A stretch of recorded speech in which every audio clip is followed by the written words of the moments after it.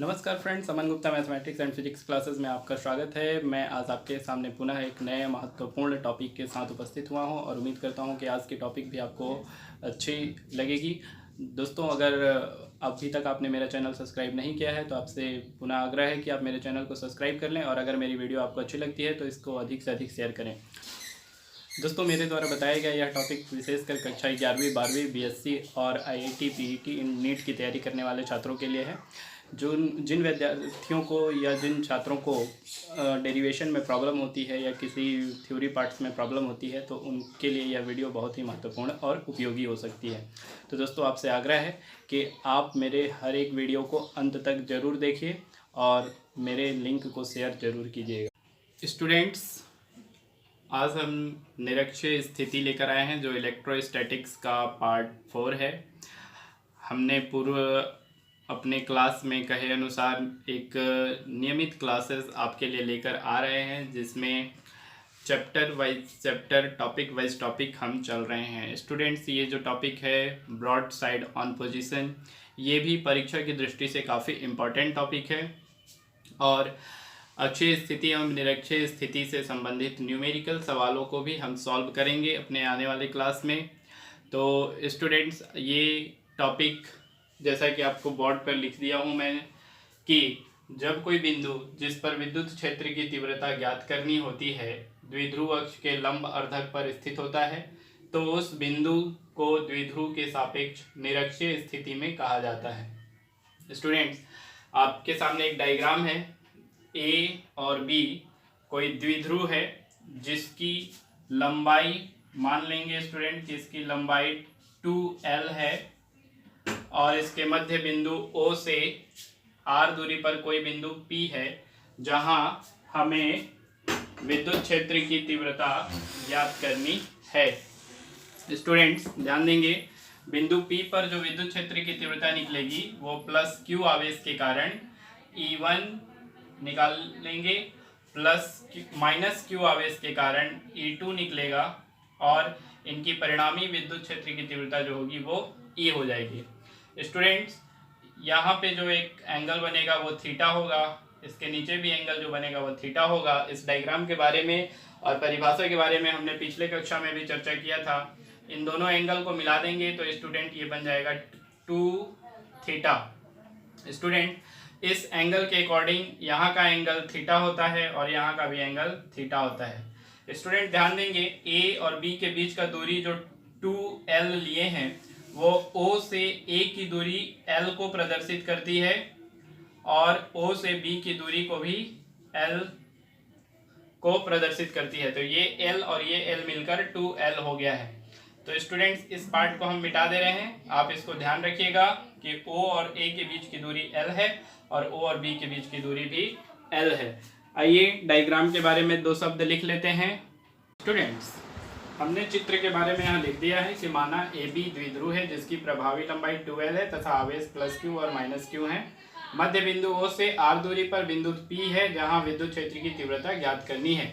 Student, सबसे पहले हम बिंदु A पर +Q आवेश के कारण बिंदु P पर विद्युत क्षेत्र की तीव्रता E1 निकालेंगे। स्टूडेंट, E1 में एरो ऊपर की ओर इसलिए दिए हैं क्योंकि यहाँ से जो बल रेखाएं, हम जानते हैं कि बल रेखाएं जो हैं वो धन आवेश से निकलती हैं, इसलिए उनका निकलता हुआ एरो दिया गया है और -Q आवेश पर बल रेखाएं द्विध्रुव में पुनः घुस जाती हैं या प्रवेश करती हैं, तो इसके लिए E2 को हमने इधर एरो अंदर प्रवेश करता हुआ दिखाया है।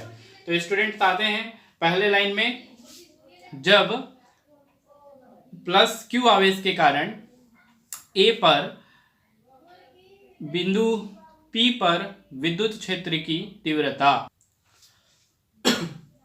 स्टूडेंट, E1 इक्वल टू हो जाएगा 4 पाई epsilon not into K into Q upon A P का स्क्वायर। इसको दे देंगे इक्वेशन नंबर फर्स्ट। इसी प्रकार हम बता सकते हैं, इसी प्रकार B पर -Q आवेश के कारण बिंदु P पर विद्युत क्षेत्र की तीव्रता E2 equal to 1/4 pi epsilon not into K into Q upon B P का स्क्वायर, इक्वेशन नंबर 2।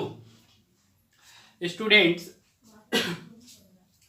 त्रिभुज को गौर से देखिए, ए ओ पी और बी ओ पी दोनों समकोण समरूप त्रिभुज हैं। तो किसी भी एक त्रिभुज के आधार पर हम बता सकते हैं, या फिर आप ये भी बता सकते हैं कि O से A का डिस्टेंस और O से B का डिस्टेंस बराबर है, और दोनों के लिए ये जो लंब है वो कॉमन है। इसलिए स्टूडेंट्स, A P और B P दोनों बराबर हैं, क्योंकि O A और O B भी बराबर हैं, और O और P जो है इन दोनों का एक ही लाइन है, OP, जो इन दोनों त्रिभुज के लिए कॉमन लाइन है। तो ऐसी स्थिति में E1 और E2 का परिमाण भी बराबर होंगे, तब इनके बीच का जो कोण बनेगा वो 2 थीटा होगा। और कोण 2 थीटा होने के कारण यदि हम मान लें कि इनकी परिणामी तीव्रता E है, तो समांतर चतुर्भुज का नियम ले लेंगे। समांतर चतुर्भुज के नियम को हम पहले भी पिछले क्लास में जब हम मैग्नेट पढ़ा रहे थे तो बताए थे। तो स्टूडेंट, वहां पर हमने B इक्वल टू लिया था, यहाँ पर हम लोग E इक्वल टू लेंगे। E equal to E1 2 cos 2 theta by 2। Students ध्यान देंगे, ये समांतर चतुर्भुज के नियम के अकॉर्डिंग आता है। स्टूडेंट्स पुनः लिख लेते हैं हम E equal to 2E1 cos 2 theta by 2 में 2 और 2 कैंसिल हो जाएगा, तो ओनली बचेगा E equal to 2E1 cos theta. Student इसको दे देंगे हम लोग इक्वेशन नंबर 3। स्टूडेंट इक्वेशन 1 या इक्वेशन 2 से E1 और E2 में से किसी एक की वैल्यू को यहाँ पे रख लेते हैं, तो E इक्वल टू हो जाएगा 2, E1 के प्लेस पर E1 की वैल्यू रख देंगे, तो 1/4 pi epsilon not into K into cos theta. Students एक मिनट छूट रहा था students, Q upon A P का स्क्वायर इंटू कॉस थीटा। ध्यान देंगे स्टूडेंट्स, हम यहाँ पर AP की वैल्यू और कॉस थीटा की वैल्यू निकालेंगे। इसके लिए डायग्राम में चलते हैं। स्टूडेंट, जो हम समांतर चतुर्भुज की बात कर रहे हैं वो ये है E1 E E2 P, ठीक है। अब अगर हम यहाँ पर cos थीटा और AP की वैल्यू का निकालना है, तो स्टूडेंट हम AOP ट्रायंगल भी ले सकते हैं या BOP ट्रायंगल भी ले सकते हैं, दोनों समरूप समकोण त्रिभुज है इसलिए। तो चलते हैं स्टूडेंट्स हम त्रिभुज AOP में। स्टूडेंट्स ये जो वैल्यू आ रही है, इस वैल्यू में AP और cos थीटा की वैल्यू को हम ट्रायंगल से लेंगे। ट्रायंगल जैसा कि हमारे पास है AOP और BOP, दो ट्रायंगल है स्टूडेंट, और जो समांतर चतुर्भुज है वो है हमारे पास E1 E E2 P। तो समांतर चतुर्भुज के नियम से हमने तो ये वैल्यू निकाल लिया, E equal to 2E cos theta, 2 theta upon 2 cancel हो गया, तो 2E1 cos थीटा बचा। तो चलते हैं स्टूडेंट्स, ट्रायंगल AOP में सबसे पहले हम पाइथागोरस प्रमेय लगा लेते हैं। पाइथागोरस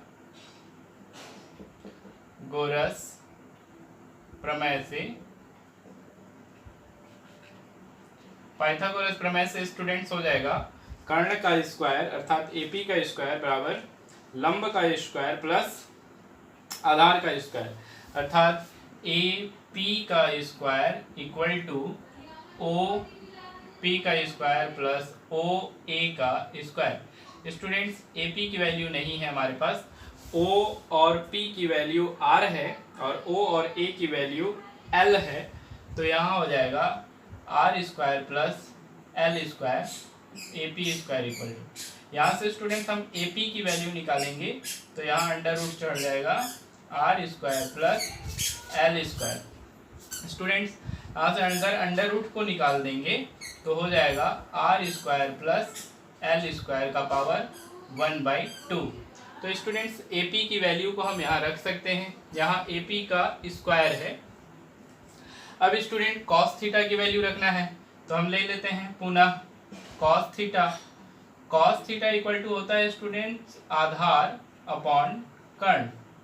आधार में हो जाएगा स्टूडेंट्स OA और कर्ण में हो जाएगा AP। तो यहाँ हम लिख सकते हैं OA अपॉन AP। OA की वैल्यू L है और AP की वैल्यू R है। तो स्टूडेंट्स आप ध्यान देंगे थोड़ा सा,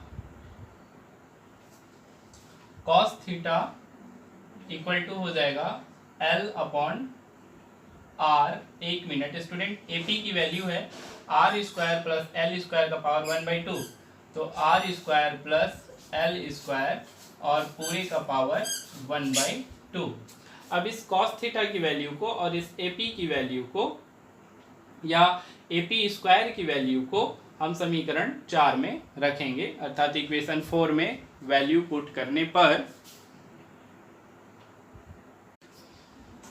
इक्वेशन 4 से स्टूडेंट्स ध्यान देंगे, हमने कुछ बीच के पार्ट को रफ कर दिया, वहाँ पे स्पेस नहीं बन रहा था, इसलिए इक्वेशन 4 है स्टूडेंट्स हमारे पास E equal to 2 into 1/4 pi epsilon not into K into Q upon AP का square into cos theta. Students जो स्टूडेंट्स को डेरिवेशन में प्रॉब्लम होती है उनके लिए यह टॉपिक बहुत ही महत्वपूर्ण है। हम AP स्क्वायर की वैल्यू और कॉस थीटा की वैल्यू रख देते हैं, 2 का 1 में मल्टीप्लाई कर देते हैं स्टूडेंट, तो 2/4 पाई epsilon not into K into Q upon AP की वैल्यू हो जाएगी R square plus L square का होल स्क्वायर और इंटू कॉस थीटा की वैल्यू हो जाएगी L upon R square plus L square का पावर 1/2। स्टूडेंट इसका और इसका दोनों का आधार समान है। हम जानते हैं कि x का घात m इंटू एक्स का घात n इक्वल टू होता है x the power m plus n, तो ये भी वैल्यू जुड़ जाएगा और ये आपस में 2ql हो जाएंगे। E equal to 1/4 pi epsilon not into K, जहाँ के परावैद्युतांक है, इंटू 2ql अपॉन, इनको हम लिख सकते हैं student R square plus L square का पावर। स्टूडेंट्स यहाँ पर पावर नहीं है, AP स्क्वायर में only R square plus L square है, तो इसका पावर 1 लेंगे, तो 1 प्लस 1/2 करेंगे तो हो जाएगा 3/2। 1 प्लस 1/2 को सॉल्व करेंगे तो 3/2 आएगा। ठीक है स्टूडेंट, तो ये जो वैल्यू हमारे पास आया स्टूडेंट्स, इस वैल्यू को हम निरक्षीय स्थिति का फाइनल रिजल्ट मान सकते हैं और दे सकते हैं इक्वेशन नंबर 5। बट स्टूडेंट्स हम जानते हैं कि विद्युत द्विध्रुव आघूर्ण P इक्वल टू होता है 2ql, तो हम 2ql के प्लेस पर P रख देंगे और हम ये भी बता सकते हैं कि यदि L की वैल्यू R की तुलना में बहुत कम हो, अर्थात नगण्य हो, तो L लेस देन R, तब L को नगण्य मानने पर या नगण्य लेने पर, जब हम इसको नगण्य मान लेंगे स्टूडेंट तो L को छोड़ देंगे और हमारे पास बचेगा E equal to 1/4 pi epsilon not into K. हमने बताया 2ql इक्वल टू P रखना है, तो ये P हो जाएगा और अपॉन में R स्क्वायर और पूरे का पावर 3/2 बचेगा। ये 2 से ये 2 कैंसिल हो जाएगा स्टूडेंट्स और E इक्वल टू हमारे पास 1/4 pi epsilon not into K into P upon R का पावर 3 बचा हुआ है, तो उसको डॉफ कर देंगे, तो ये एक रिजल्ट आ जाएगा। इस रिजल्ट को हम इक्वेशन नंबर 6 देंगे और ये निरक्षीय स्थिति का फाइनल रिजल्ट होगा। स्टूडेंट्स, हमने यहाँ पे विद्युत द्विध्रुव आघूर्ण लिखना छोड़ दिया था, तो लिख दिया स्टूडेंट, तो P = 2QL हो गया। तो इस प्रकार से निरक्षीय स्थिति का यह टॉपिक कंप्लीट हुआ है स्टूडेंट। हम आपको अगले टॉपिक में अक्षीय स्थिति और निरक्षीय स्थिति से संबंधित कुछ न्यूमेरिकल सवाल लेकर आएंगे। स्टूडेंट्स, अगर आपको मेरा यह वीडियो अच्छा लगा हो तो आप मेरे चैनल को सब्सक्राइब करें और अधिक से अधिक मेरे इस लिंक को शेयर करें।